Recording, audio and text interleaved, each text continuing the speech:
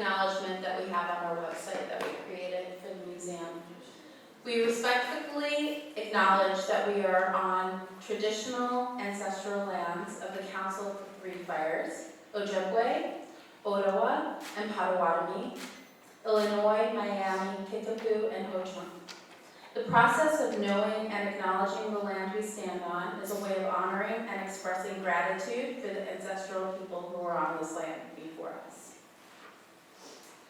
My name is Natasha Ritzman. I'm the director of the Schingoethe, and before we get started, I just wanted to thank a few people. We have our special thanks, as you can see on the screen. It takes a lot of people to be able to put together an exhibition like this, and I really would like to thank the AU Communications Relations team, and most especially I'd really like to thank Gavin Carlson, a preparator and education specialist who has put in a lot of hours in the last week and a half. And he also got married in the last week, so I want an extra thank you for him. And I really, really want to thank Zach Bishop, who really, really helped me out in getting this exhibition together. So thank you sincerely, Zach. And I'd also like to thank all the Schingoethe student workers that helped us out today. They helped with social media, so we have a new social media intern, so please find us on Instagram, find us on TikTok. We just started a TikTok account and on Facebook. But also, we have a wonderful student that has created all the graphic design for the exhibition, and all the workers that were here today, counting the numbers of people and filling out forms. And finally, I would like to give you a brief synopsis of what we're going to be doing this evening and introducing our speakers. So this evening, the program is going to be divided in two parts. So part one will consist of our two curators of action abstraction coming to the podium and speaking for about 15 minutes each about the exhibition and key works in it that they feel are important to share. And then the second part will consist of our professor, Libby Escobedo. She teaches art history classes here at AU, and she will be asking questions that have been compiled by AU students, faculty, and staff about the exhibition. So she'll be asking our panelists about the questions that AU students, faculty, and staff have about the exhibition, and then that will last about 15 minutes, and then we'll open it up to the audience, and we'll be happy to answer any questions you have. So what I'll do now is I'll introduce our two speakers in order, and then we'll move to part two in about half an hour. So our first speaker will be Manuela Wellhoffman. Dr. Manuela Wellhoffman is an art historian and the chief curator at the IAIA Museum of Contemporary Native Arts in Santa Fe, New Mexico. She previously served as a curator at Crystal Bridges Museum of American Art in Bentonville, Arkansas. And in addition to publishing widely, she has more than 15 years professional experience in museums and galleries. So we are very honored to have Manuela here. After Manuela speaks, we'll have Tatiana Lomahaftewa-Singer, who is Hopi and Choctaw, speak. And she is the Curator of Collections at the IAIA Museum of Contemporary Arts in Santa Fe, New Mexico. She has curated numerous important exhibitions focused on Native arts. And I just learned she has been working at the Center for Native Arts for 30 years. Is that correct, Tatiana? Yes. Yes. In IAIA? Yes. At the IAIA, 30 years. Yes. So, wealth of experience and everything in the collection. And both of them have excellent essays I learned so much from in this catalog. So, the catalog is available online if you are interested, and also from, I believe, the IAIA website. So if you're interested in getting a copy, and we have several copies that you can view in the gallery. So without further ado, I will invite Manuela to the podium. Well, thank you for your kind introduction and for inviting us to be part of the Schingoethe's public programs. As Natasha mentioned, this show was co-curated by Tatiana Lomahaftewa and also Dr. Lara Evans and myself, and organized by the IAIA Museum of Contemporary Native Arts. We had a total of 6 venues, so there's one more coming. And this exhibition was also supported by an Art Bridges grant. So I will give a brief overview of the exhibition in its art historical context. So Abstraction Redefined is the first major traveling exhibition that analyzes modern native art that was inspired by abstract expressionism, including gestural painting, color field, and hard-edge painting. Native artists explored new ways of artistic expression and challenged stereotypical expectations of American Indian art. The majority of the paintings in our show were created at the Institute of American Indian Art, also known as IAIA. A few others were created in New York and other art centers. To better understand what inspired our exhibition artists, I will provide a brief overview of the art climate of the time.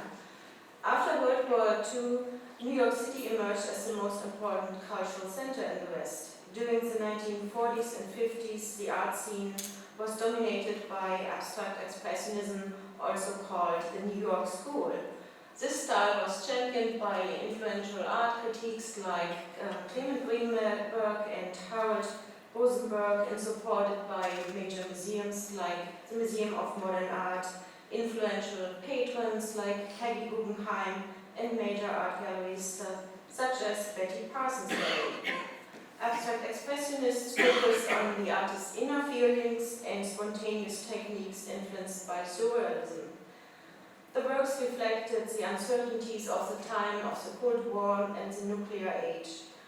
Abstract expressionists projected representational forms seeking an art that communicated the artist's psyche in a universal art language.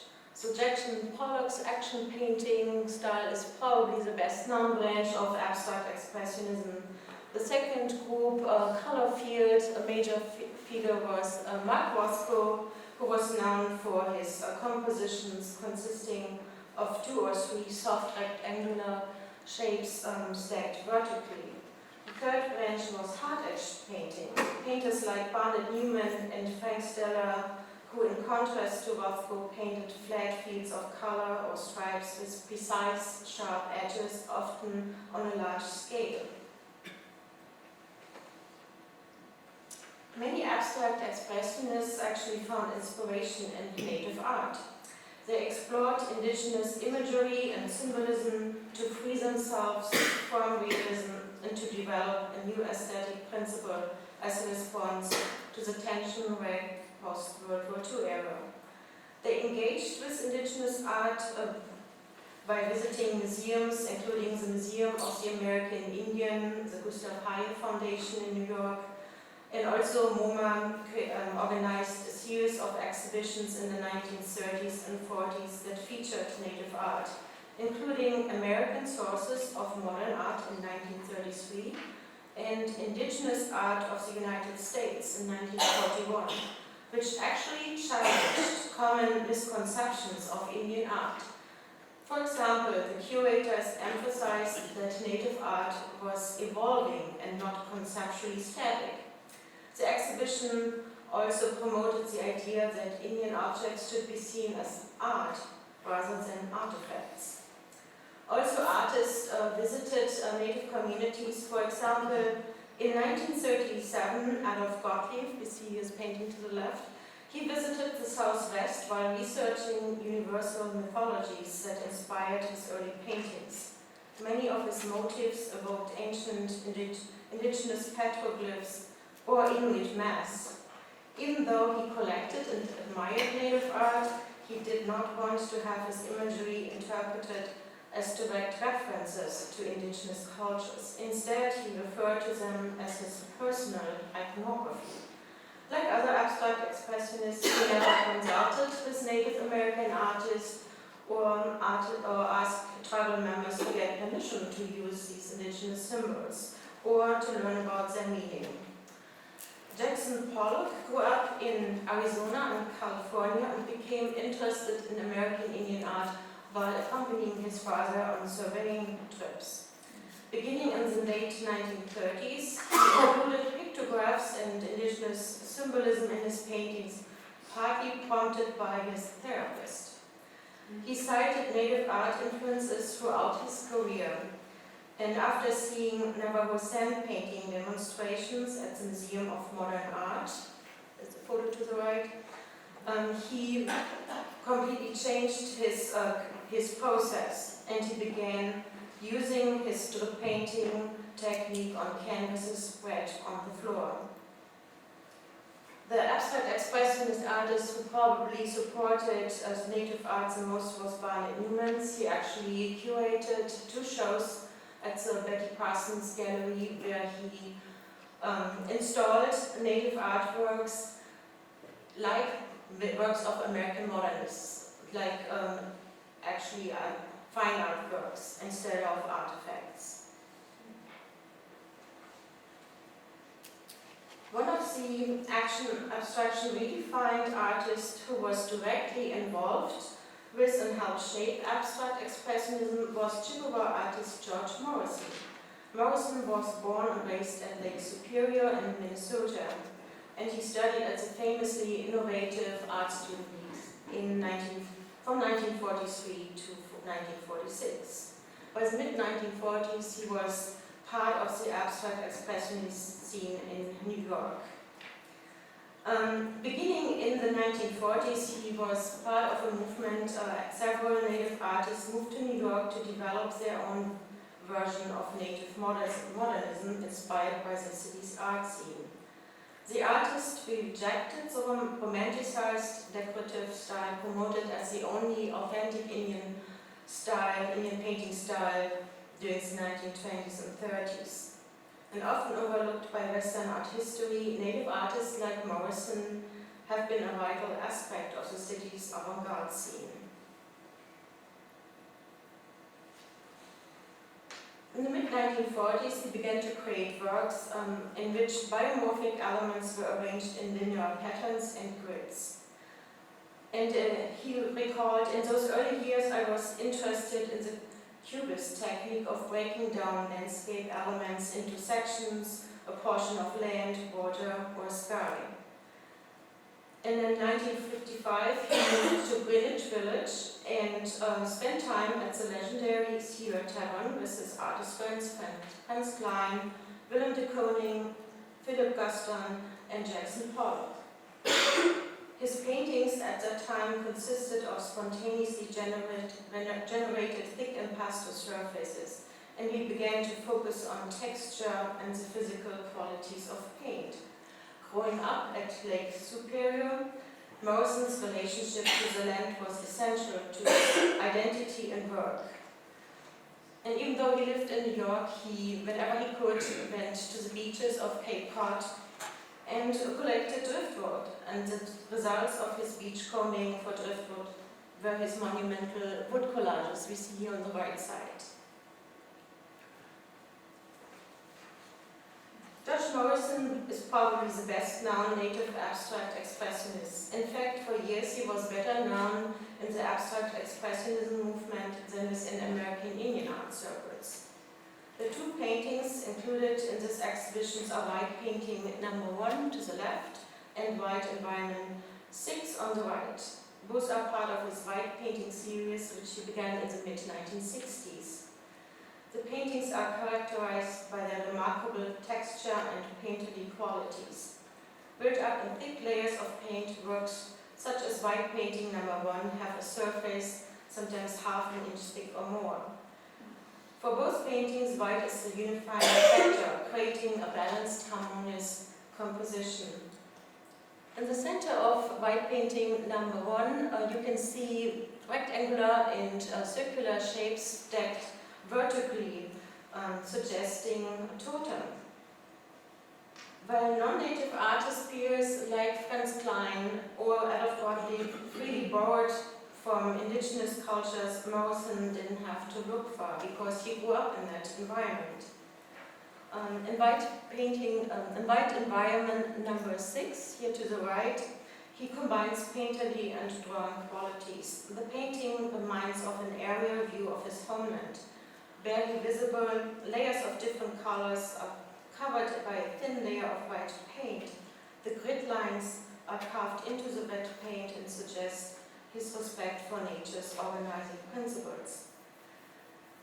George Morrison's art received a lot of attention during the past few years.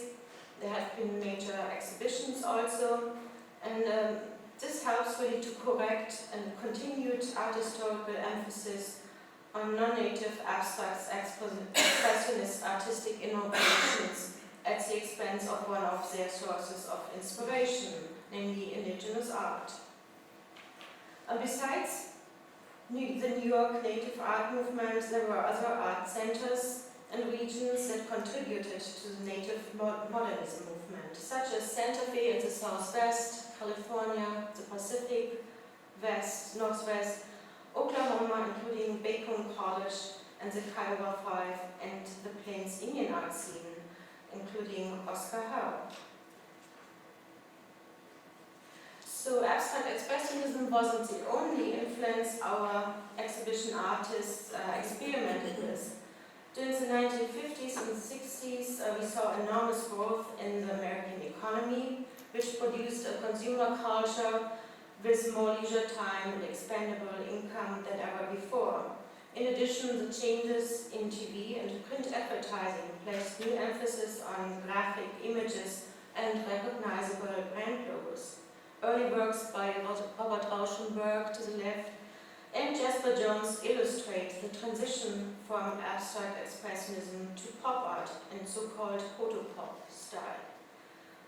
These artists rejected abstract expressionism's emphasis on the universal meaning of art. Instead, their works had multiple meanings, emphasized by everyday objects and images. For example, Jasper Jones depicted what he called things the mind already knows. For example, American flags, or in this case, beer cans. And Robert Rauschenberg blurred the boundaries between painting and sculpture with his combines, which included three-dimensional objects, taxidermied animals, and newspaper. So influences from both abstract expressionism and photopop can be seen in our exhibition works. So the artworks in this exhibition were loosely organized by stylistic influences, including color fields, gestural painting, and hard edge. Similar to abstract expressionists who broke with realism and prioritized experimentation, our IAIA artists redefined the concept of abstraction by creating works that were based on their own abstract art traditions and influences coming from New York. Each work was based on the artist's personal and cultural experiences. For example, young Tennessee Sioux artist Earl Eder was interested in exploring abstract art forms at IAIA because he felt abstractions to be more appropriate to convey the moods, subjects, and legends of the Northern Plains. This painting we see here on the left, for example, is a combination of influences from his Northern Plains cultural heritage, including beadwork, with gestural abstraction. The work is actually a close-up view of unraveling beadwork designs. The painting to the right is by Kevin Redstar and is titled Blackbird, a gestural abstraction of a crow, one of the main spirit animals in his culture.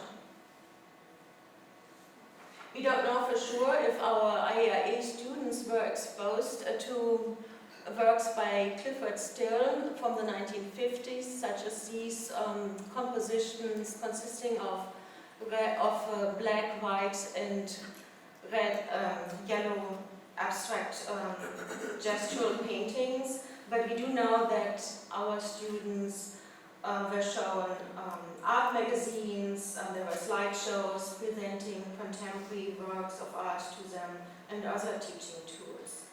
and they were invited to experiment with these painting styles. So this is a painting by Alfred Youngman, Indian Blanket, and even though it reminds of mid-19th century Navajo weaving, it also shows influences of color field painting. For example, the painting Voice of Fire by Barnett Newman. So both paintings are composed of vertical red and blue stripes, and both, if you stand up and close, have a really strong sense of presence.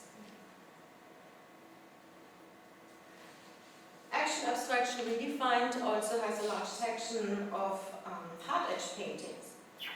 Works by Neil Parsons, Carl Tubby, Don Montillo, and Harvey Herman combine the geometric designs of their culture, including beadwork, weaving, pottery, basketry, and hide painting, with the clean lines and flat and bold colors of hard edge painting. On the right side we see an example, a painting by Don Montillo that's called Four Legs of Life. So it doesn't only consist of geometric shapes, but also it includes an important symbol. It refers to the four directions, which are sacred in many indigenous culture. Each direction has a special meaning and color associated with it. So what's so special about our paintings and sculptures is it's never just an experimentation with contemporary art forms, but it always is also connected to an artist's own culture. Action Abstraction Redefined also featured a large 3D section, including ceramics and sculptures.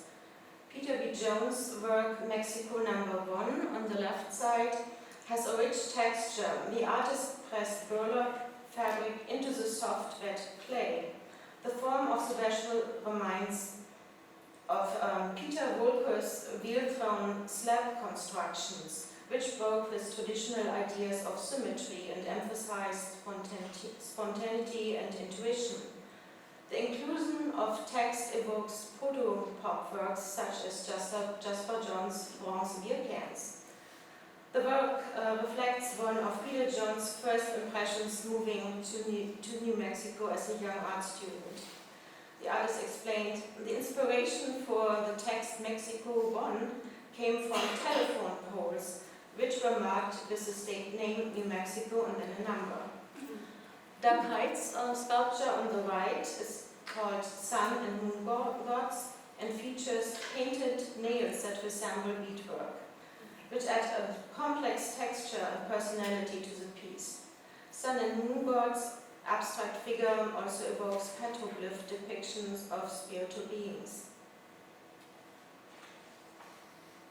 To many art historians, art created at IAIA during the 1960s and 70s was revolutionary for the field of modern native art. To understand why these works were so groundbreaking, one needs to have a look at native art education before IAIA. During the 1920s, for example, teachers were directed not to allow students to create native-themed works.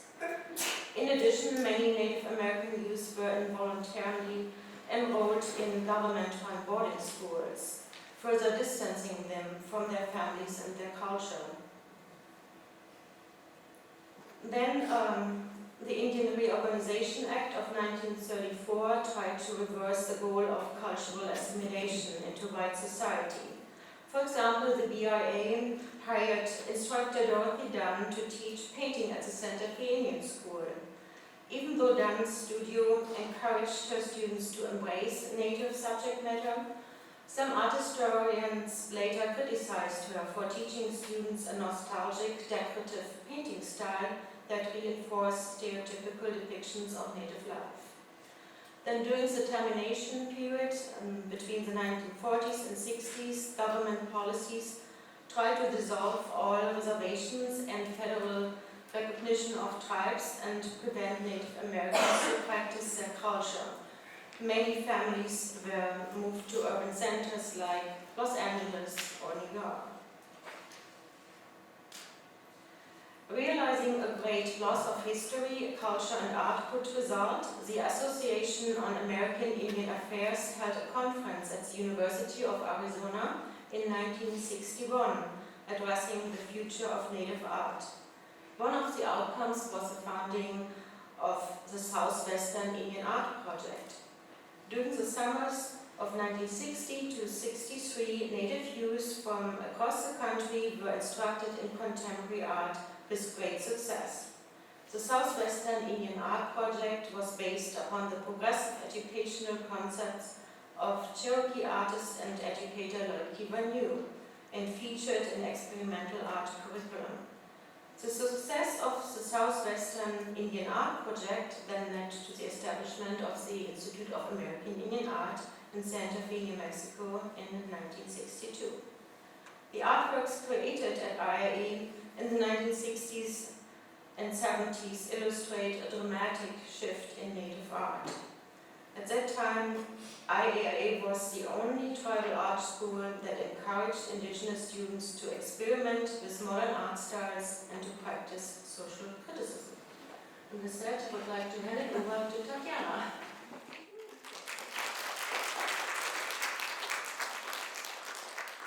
Good evening, everyone.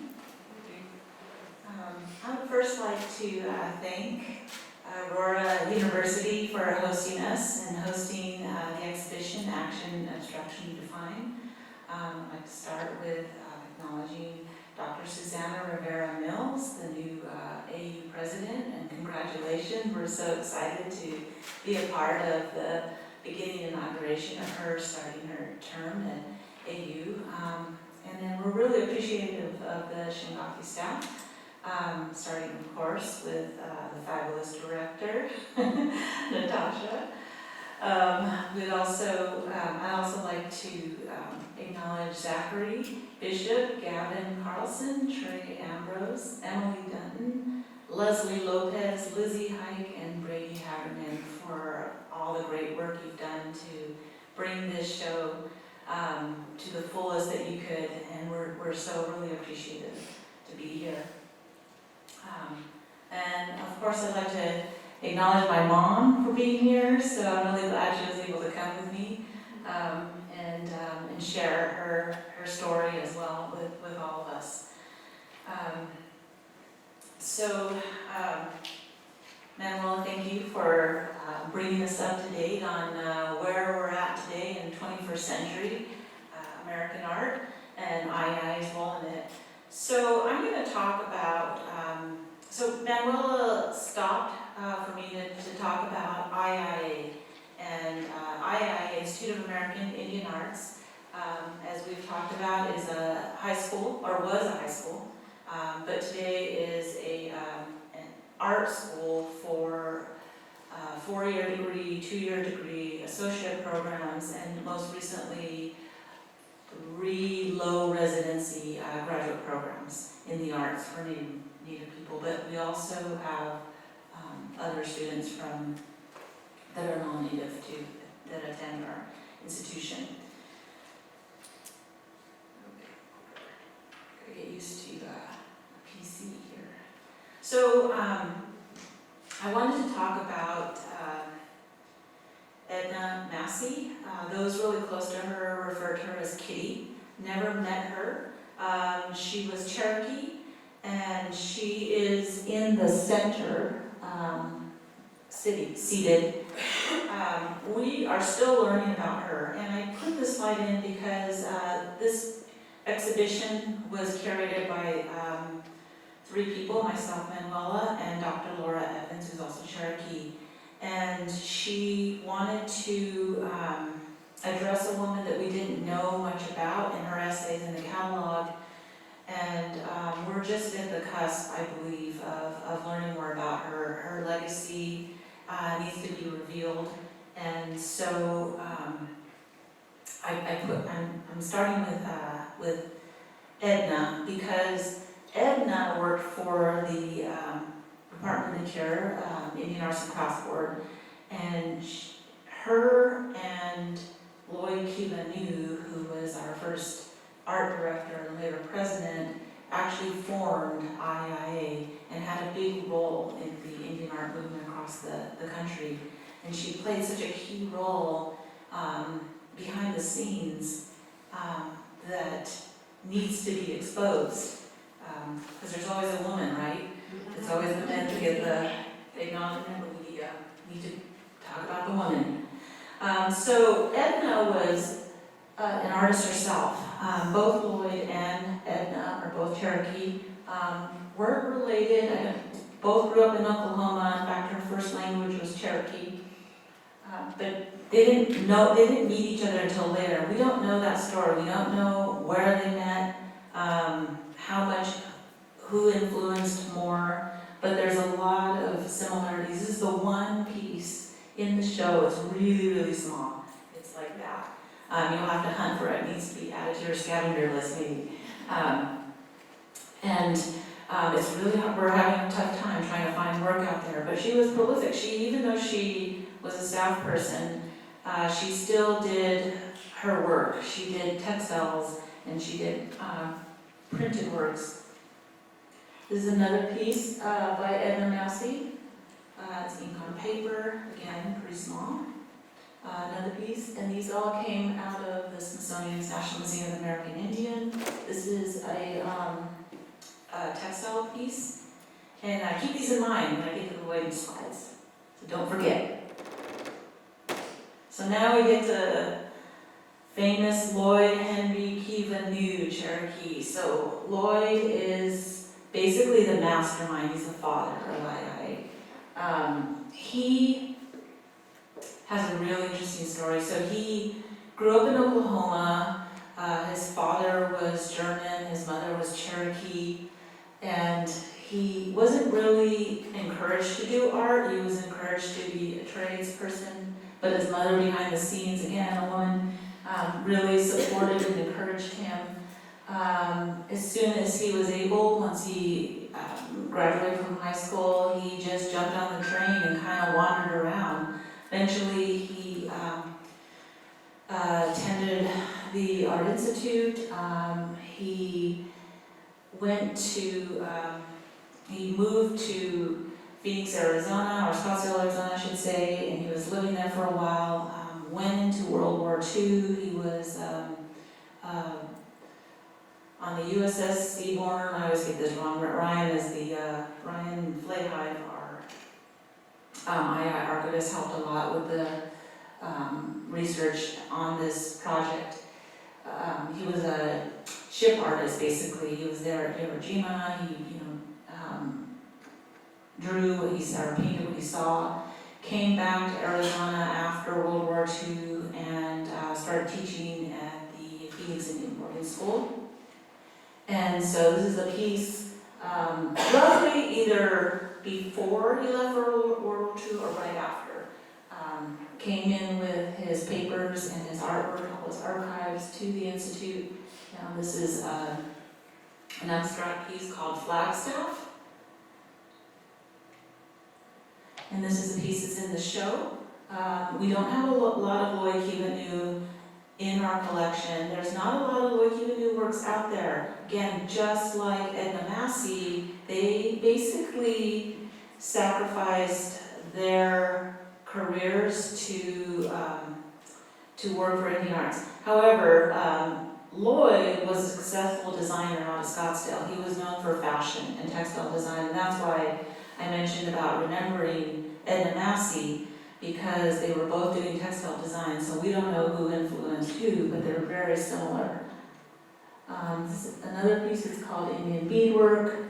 And here's a wall hanging that's in our collection. So I'm just kind of giving you this artistic context to IAIA. So Lloyd was doing well. He was in Scottsdale. He was a fashion designer, learning, using native motifs, but in a 20th century way, doing really well. But always in the back of his mind, or his passion, was education, and art education, and specifically for Native people. he was seeing the devastation of the boarding school in our communities and was really interested in what are some ways to change that. And Manuela mentioned about the Southwest project that was funded by the Rockefeller Foundation, which was a workshop that was held at the University of Arizona in Tucson over 3 summers from 19, let's see, what is that? I think it's like 58 or 59 to 63, 66, no, 60 to 63. So out of that project, what they had done was they had brought these students in, they handpicked both faculty and students, and they, over the course of a couple of months in Arizona, basically were introducing them to the museum collections there and to each other and promoting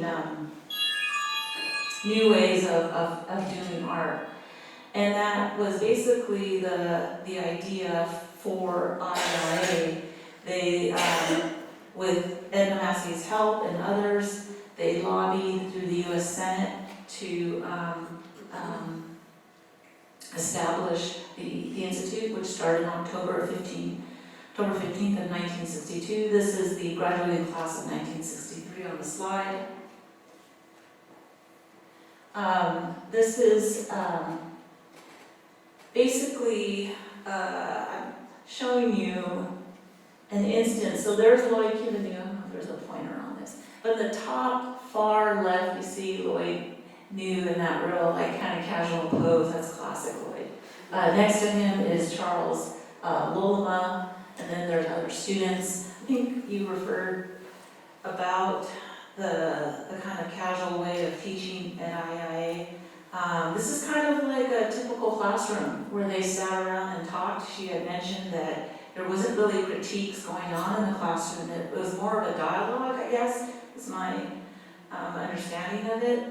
There wasn't direct instruction because what they were trying to do was get away from very hardcore direction. They wanted to do this kind of like freedom, exploration, individual expression as a way for Native people to encourage them, to motivate them, to think of another way of education, because they knew that through practice and through encouragement could help. They could then themselves help direct the direction they wanted to take in life. And so it's a paradigm shift. No other way around that. And then Lloyd was really brilliant at documenting everything he did. He was writing letters and papers. There's like, we could quote Lloyd forever, but his quotes kind of go on for pages. So this is just a real small excerpt of a much longer quote that would probably take up the whole slide. And I'll just read it. The underlying philosophy of the program is that unique cultural tradition can be honored and can be used creativity as the springboard to a meaningful contemporary life. That was what IAIA was attempting to do. This is one of the portraits of the faculty. This is really key to IAIA because prior to the formation of IAIA and other boarding schools, after the boarding school system was really military and it was non-native. People marched to class. They were taught more trade kind of education. So like girls went to sewing and men went to the work, auto shop and this kind of thing. And they were beaten for speaking their language. So then here comes IAIA, and you've got your arts director who's Cherokee. You've got traditional person that's Josephine Wack in the buckskin dress. She's Comanche from Oklahoma. We have Louis Fowler at the very top, teaching music. Ali Lolema in the kind of center next to Josephine Wack. She is Hopi from Second Mesa. And then you've got Seymour Tuis in the front. He was handpicked by Lloyd from the the New York School of Art to come and teach and create a graphics art program at IAIA. So this was revolutionary for our students, for Indian education altogether. And then the museum was formed in 1972. So right away they started actually from the very beginning when the school first opened, they were collecting work that was coming out of the program to really promote the Institute. Because we were so experimental and we were government funded, they needed to lobby for our program. So they would select works, the faculty would select works, and they would package them up and they would send them out around the country. This went on for about 7 to 9 years. By about 71, they had amassed maybe about 1,500, 2,000 works, plus they had received a bunch from the Bureau of Indian Affairs, BIA, through a transfer program because we were under the BIA at that time. And so they started exhibiting works on the campus as well, and so these are some early slides of those works that were being exhibited.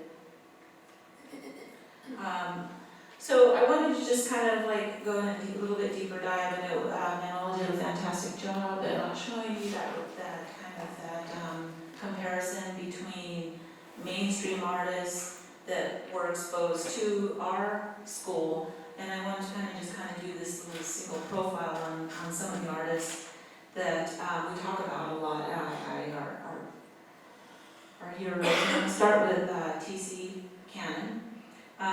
T.C. Cannon was Kiowa from Oklahoma, and he had already finished his high school program, but IAIA knew that there were other artists out there that they needed they wanted to go into the art field, they needed some direction. So what they had created in the high school program was a postgraduate program, meaning those that had finished high school could come to IAIA for 2 years and just take the art classes, and they were also helping them to get into higher education. So they would set up MOUs. So a lot of these students, upon graduating by IAIA, and these postgraduate students would go on to places like the Art Institute of Chicago, San Francisco Art Institute, and so forth, and RISD.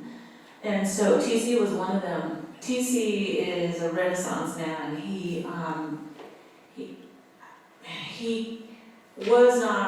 was an artist that was already ahead of his time, and he didn't want to do the style of what Native artists were doing that people had put onto Native art. They had this real idealized style of what Indian art is. It was like baskets and beadwork, and it was the stylized painting that Manuela showed the slide from the Santa Fe Indian Boarding School, that sort of flat style. It was very, very defined and specific, and Tommy didn't want to do that. He wanted to show Native people how they are today, that Native people that 20th century thinkers.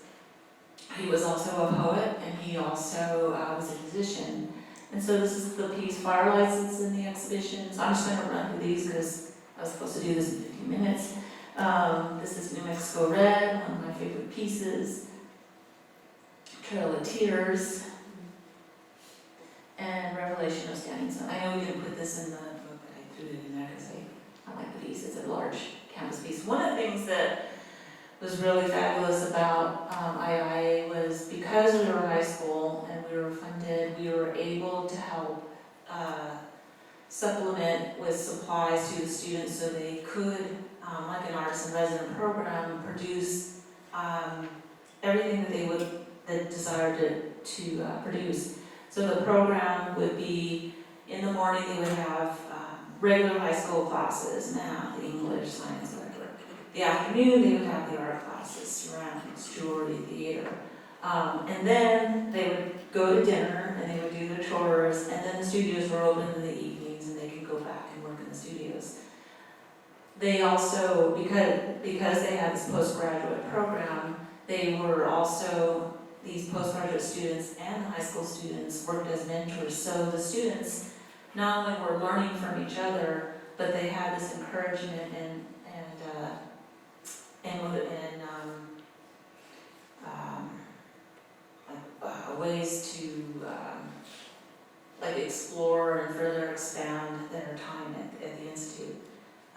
Next, I want to talk about Alice Lasoy, formerly Lasoy. I don't have a picture of her, we're still learning more about her. Ackley was her maiden name. So Alice came to IAIA as a postgraduate. She came in the late 60s.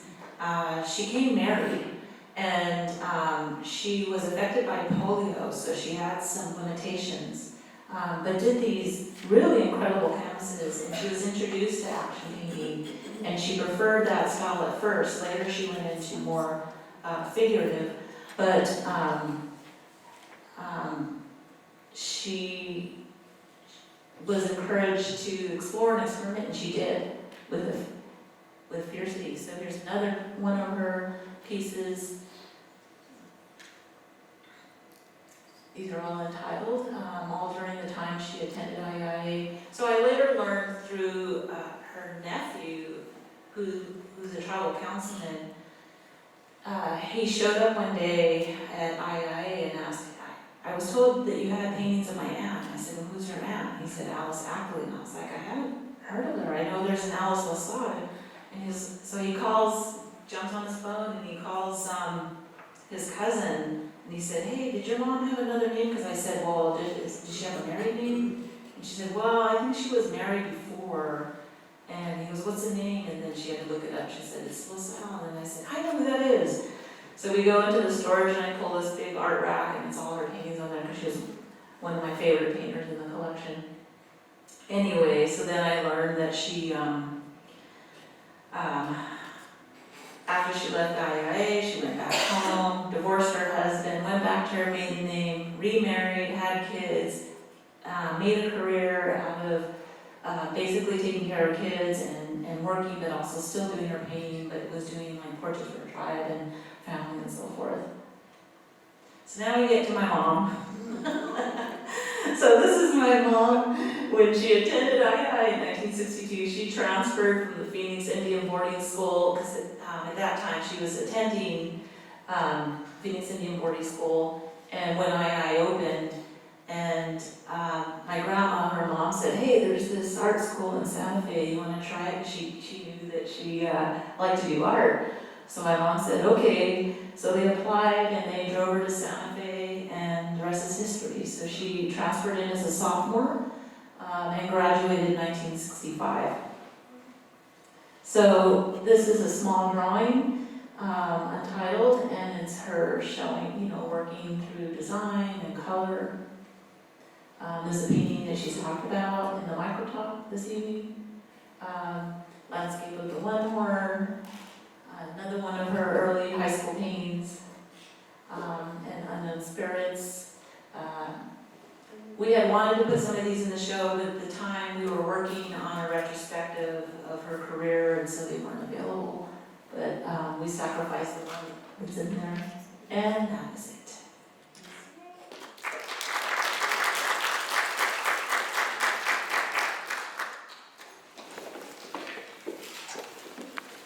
So we are also going to invite Linda Lomahaftewa to the stage to answer some of the questions as well. So very honored to have her here tonight with us. And first of all, thank you both for really fascinating talks. It's a really sort of unknown, I think, in many ways, history that certainly benefits from the greater exposure of shows like this that allow those artists to be seen as well. So we're going to start with questions that were submitted by students in the last few days as they got a sneak peek at the show, and then we should have some time for any questions from the audience as well. So the first of these is, what inspired you to curate this exhibition? Is there a story behind it? Yeah, so there are actually two stories kind of behind it. When I was working at Schingoethe Museum of American Art, at that time we were acquiring fantastic works of American modernism, and I felt, since this is a museum of American art, it should be more inclusive. There need to be other voices heard and other artists seen, not just the regular names everybody knows from art history textbooks. So there were some gaps to fill, and I suggested an exhibition, where you have native modernists next to the better known artists from New York in the gallery.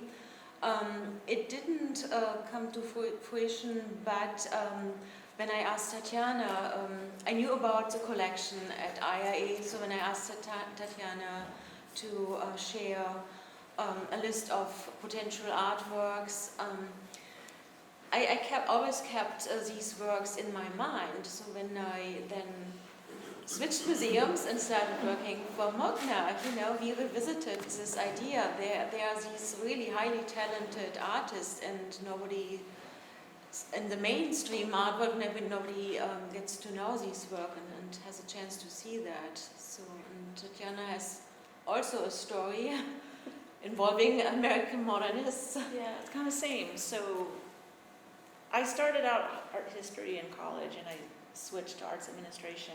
And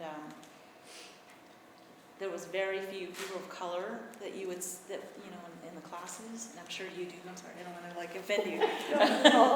But and then so after I graduated, I was in New York. I went to the, what is that, Albert Knox, Gallery. they recently changed their name. Yeah. So anyway, they had an action abstraction show that was traveling. Well, I think it was only 2 venues, but it was an amazing show, and it was the people I had seen in art history classes. But what was really nice that they did was they too acknowledged that people of color, especially women, were often left out of that. And as I was looking through this exhibit, I was thinking about the artists at IAIA and other Native. So they showed some, but of course there was 0 Native artists even talked about even in that show. So IAIA story and Native modern artists and Native modernist artists were what was the drive behind this exhibit, getting that story out there and getting this out there. Which is actually related to one of these other questions, which is, there seem to be more women represented among the artists in this show. Is that intentional, or is it just that, I know gestural abstraction, for example, in New York tended to kind of say women shouldn't be doing action painting because they're too delicate and all that sort of thing, and whether that played into it, so you had more female artists to choose from within this, or just... It was actually difficult. We made an effort, Yeah. because we knew that side of art history, that the female abstract expressionists were constantly overlooked and just recently rediscovered. So we wanted to really make room for our abstract female artists, but it was hard, I felt.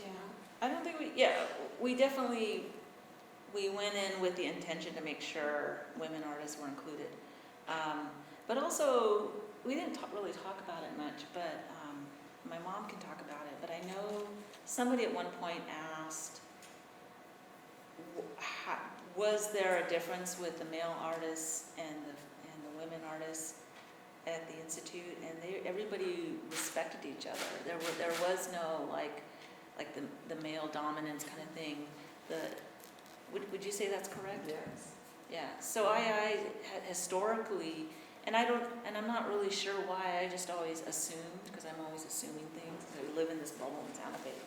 But I think because in a lot of our communities, there's many communities that are matrilineal, and so the women speak, for their community, not all, but in certain societies and that kind of thing. And I think that transferred over, that there was this mutual respect on the campus with the male and female students, that it wasn't an issue that some student dominated or other because of gender. I don't know if you want to add to that. I felt that it was equal, that there was, people have asked me before that, do they focus more on the male students? But I felt it was equal. We all got equal attention in the classrooms. Great. So is there anything in particular you want people to take away from experiencing this exhibition? Yeah, definitely. Like I mentioned before, that there were artists like George Morrison who were actively involved in the abstract expressionism movement, but weren't as promoted, as Jackson Pollock or Willem de Kooning, but they definitely deserve a space in American art history books because they contributed, and as I mentioned, unlike his artist peers, he didn't have to borrow from other cultures. He included his personal experience, his culture in his abstract works, and also that there is not one modern native art movement. There were several going on simultaneously. IAIA definitely made a major contribution to the modern native art movement, but there were places like Oklahoma with Bacone College, so there's much to learn, and I hope that our exhibition really inspires mainstream art museum to have a closer look, who are the artists we totally, underappreciated and didn't, include in our shows. The biggest takeaway also is usually the general public doesn't even know Native people exist. And we're in the 21st century, and they just don't know. And when they do, they kind of have this already ideal of what Native people are or exist in the past. And that they don't even understand that there's this whole contemporary Native art movement going around that's been around for quite a while, and that we're 21st century people just like everybody else. So I guess that would be a takeaway. And then what I would like to add is that this exhibition also shows that abstraction has a long tradition in many Native cultures. It's not that just that our artists needed to be exposed to abstract expression. No, it was always there, They just playfully integrated that into these paintings. True, like with these long traditions of beading and other kinds of decoration and things that are essentially abstract. Yeah. And that this is sort of building on that tradition as well. So, were there any particular challenges in curating the show? Or challenges that came upon when you decided it was going to be traveling? Or did it start out from the beginning as a traveling show that was going to go to multiple venues? Yeah, no, it started as just an in-house curated show for our museum. Always a challenge is a space. We were on the second floor, which is much like the space here, 9-foot high ceilings and all of that. So any large painting larger than 7 feet or whatever, we couldn't really consider because of fit. it would, but you wouldn't wouldn't be able to back up enough to see that kind of thing. So obviously space limitations, the amount. We wanted to include other artists like Oscar Howe, but we didn't have it represented in the collection. We thought about borrowing for this, but we wanted to be purist about the collection. So we decided to stay with just doing a collection-based show, because we also want to highlight this really fabulous collection of over 9,000 contemporary Native works that we have. And then of course the curatorial arm wrestling between what works would be picked, because we had hundreds of paintings to look at and narrow it down, because it's a subjective process, right? And so that there was some negotiating that had to happen in order to make that selection between 3 curators.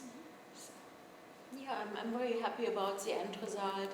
But going back to the logistics, when you curate a traveling exhibition, there's always this issue of finding venues that seamlessly line up without a gap.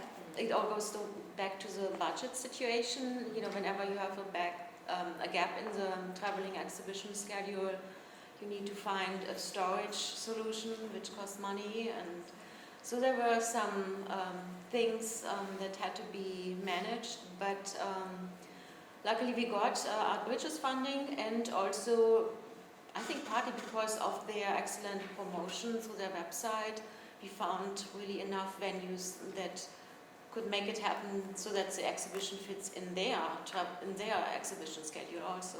It's an art in itself to line up To get all 6 that, all the venues logistics to work without out. a Yes. gap in between. Yeah. Okay, and then one last one here, a very practical one. Why are some of the paintings unframed? I don't know why. I mean, that's kind of typical in contemporary art. So maybe it's just, you know, the decision of the artist. It's hard to say if the artists themselves, or maybe they just didn't frame them. Didn't frame them, yeah. The school did have, what was he, the carpenter? What was Mr. Sosi? Yeah. So they had this, this man on campus that, he did carpentry kind of stuff for maintenance and things like that, but he also did strip frames for the students. So they knew they could go to Mr. Carl Sosi and say, can you frame my piece for me? And so he had put this strip frame on for them. And so, you know, that, but not everybody's piece got framed, yeah. Yeah. So I'm going to open up to the audience. So any questions? I do. Tatiana, I noticed he died at 32 years old. Yeah. Yeah. So I like to look at him as those like legendary people, you know, like Marilyn Monroe and, you know, all those, have you heard of the 27 Club? So he's kind of like up in that class, unfortunately, of the 27 Club, just like shooting star kind of thing. And then Did he, you know, it was a car. paintings were like around 19, 20 years old. That he left, and then did he continue painting, or just kind of dropped off? So TC, after IAIA, he went to the Art Institute in San Francisco, and he enlisted in the Vietnam War, and so he went to war, came back, and his father in particular really had to work with him, he had PTSD, and so he worked with him in Oklahoma at some ceremonies, and then he came back to Santa Fe and started doing his work again. He was basically kind of a Renaissance, a deep thinker. He did writing, creative writing, poetry, and also saying. He kept connections with his peers from IAIA. And then he was also really successful in the galleries. He showed with his instructor Fritz Scholder in New York and other places. But yeah, he died tragically in a car. Heart attack? No, Car crash. Oh, car. Yeah, In Santa Fe as well. yeah. I thought it was in Taos. Oh, northern New Mexico.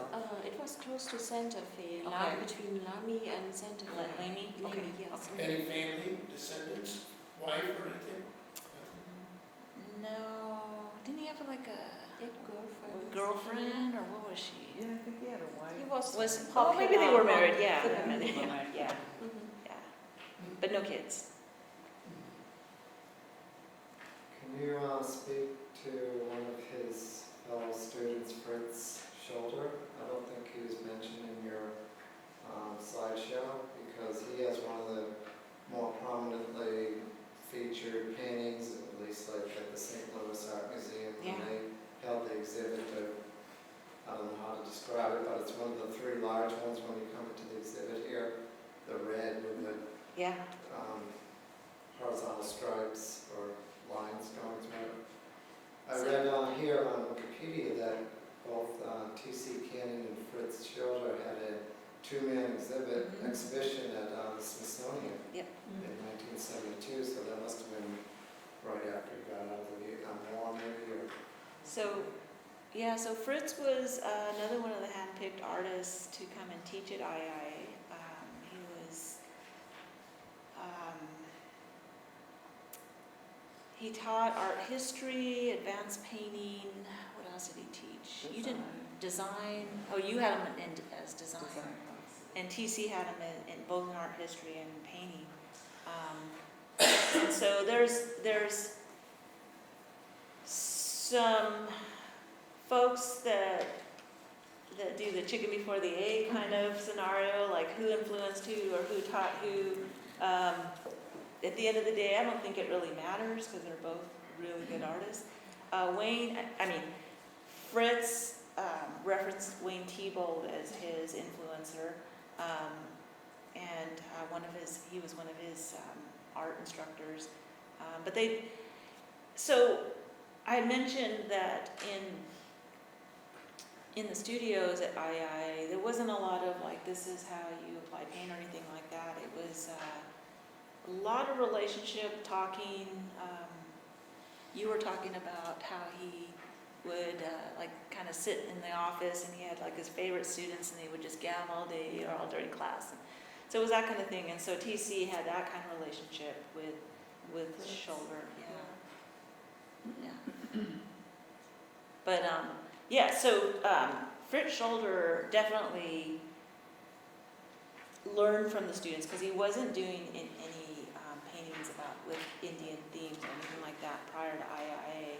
His students were, once he started seeing what was happening, then he went into that blanket series, and then Indian with the beer can. That's the controversy, like who did it. So there's this painting in the collection called, what is that painting called? One Man or Navajo Man or something like that. But basically it's this figure with a cowboy hat, and he's kind of sitting there like at a bar scene, but it's not really that descriptive. And then not much later, there was Indian with the beer can that Fritz did that got really well known, which is a man sitting in a bar with a Coors can. And so people say he stole that from TC. TC never disputed that, but they definitely had that influence. In fact, they both did this similar style painting, referencing Native people in a 20th century context. Was revolutionary. I gotta stop saying that word. I've been saying that all night. But it was basically telling people, look, this is who 20th century Native people are. And it wasn't well received. People really got angry that how dare you put an Indian with a beer can, that kind of thing. You know, smoking a cigarette, that kind of thing. They were not, it didn't fit the structure of what Indian art should be at that time. Of course, today it just seems ridiculous. But at that time, that was really not, how would you describe, do you have any like, oh, okay, yeah, she was always like really sheltered. But it wasn't the most well received, let's just say that, by collectors and But it was this entire American Indian portrait series Fritz Shoulder did. I think that's his best known work, actually. Not the New Mexico, the blanket paintings. That's where he was to fame. The caricature, portraits of American Indians, really showing a reality of many Native Americans people just don't want to see. But it was reality often. And there's quite a bit of paintings dealing with social, political scenes and things like that. So we're just not showing it. We were Abstraction. Yeah, we were sticking with one theme or one genre.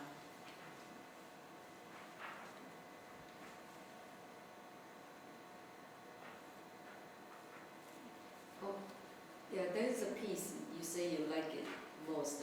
TC's New Mexican red. Mm-hmm. So why is it New Mexico red? I think the red is it some kinds of red from the nature or something? I just thought that compared to all his other works, they're either figurative, pop style, or abstract. That was the one piece, and I don't know for sure, but it was kind of the transition of those two. It's very simple, very clean, that I'd never seen in his work before. It was a lot, he did use text because there was like applied, I think it's cut out, maybe a board or canvas, NM on the canvas that he painted over, so it's subtle in there. That he used text in his work, but this is one that, unlike all the other TC Canon paintings I've seen, it's very different. And that, I think something so simple and at that time period, that's what I like about it. The statement. We have time for one last question, if anyone has one.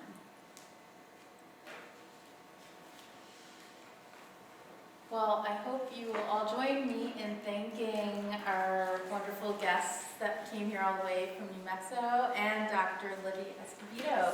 So thank you all so much.